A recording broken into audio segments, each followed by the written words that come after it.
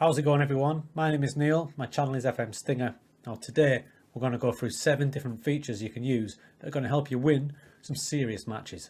Now many of the 7 that we're going to cover quickly today I've done in more detail on my channel, so float on by over there, drop us a sub, have a little scout around. But for now, make sure you sub to FMSCOUT.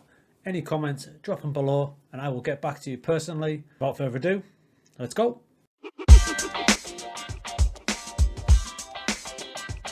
Here's what we're going to be covering today. These 7 things above me there. Now I've done some extended videos on a few of these, so you can catch them in the Get the Edge playlist. But for now, let's get on with it.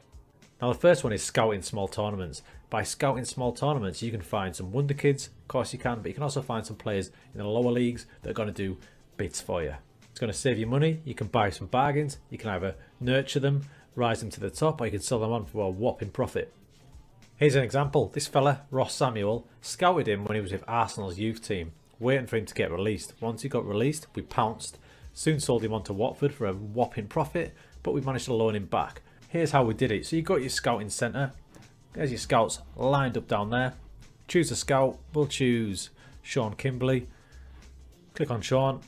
Reports, scout assignments. Go to create new assignment.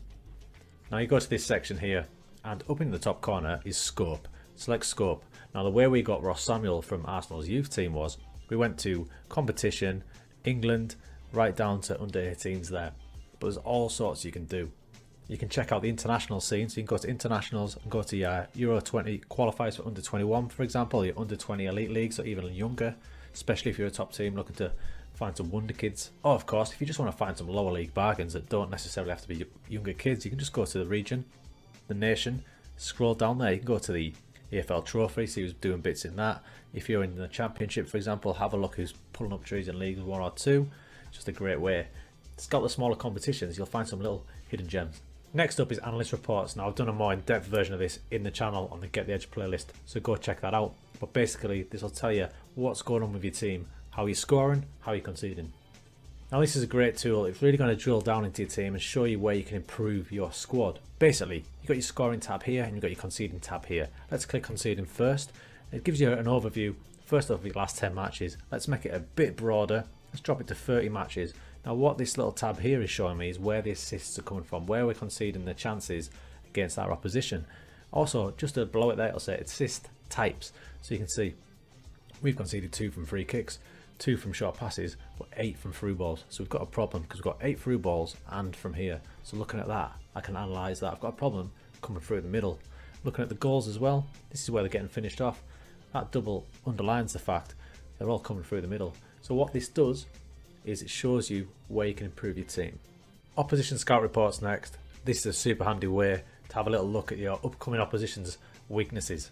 So you can see we've got Newcastle coming up next. So let's click on Newcastle, up to team reports, senior squad, and down to scout report.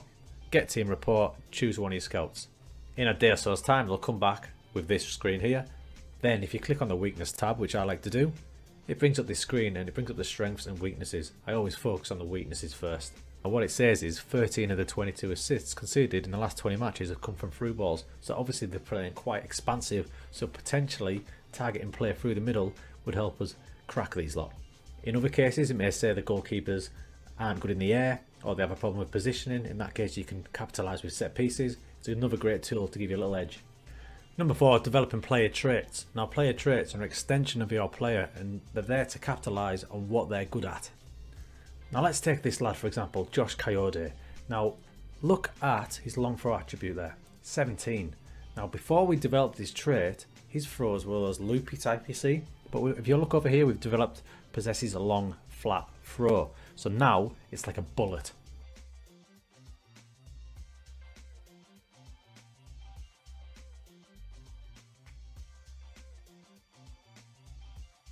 Super handy. As you can see, it's going to help you get goals and it's all about capitalising on what they're already good at. So how do you do it?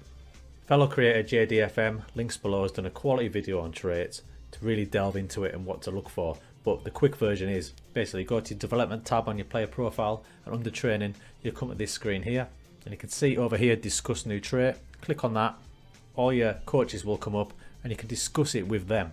Once you click on this screen, your coaches will give you all these different options on what you want the trait to be. Now, you're going to either agree or disagree with your coach, so it's important that you select the right trait. Let's take this lad for example. Absolutely top class technical player, passing 19, good vision, good technique, good first touch. Let's see if we can get some killer balls.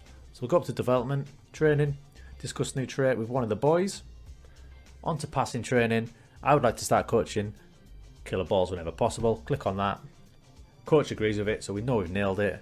End quick chat. Just like that, he'll start learning that trait. Once he gets it, then he can make a difference in matches. Team morale. Again, we've done another video on this in more detail. Go check that out. But basically, keeping team morale at a high point is vital to stop that crash that a lot of us get.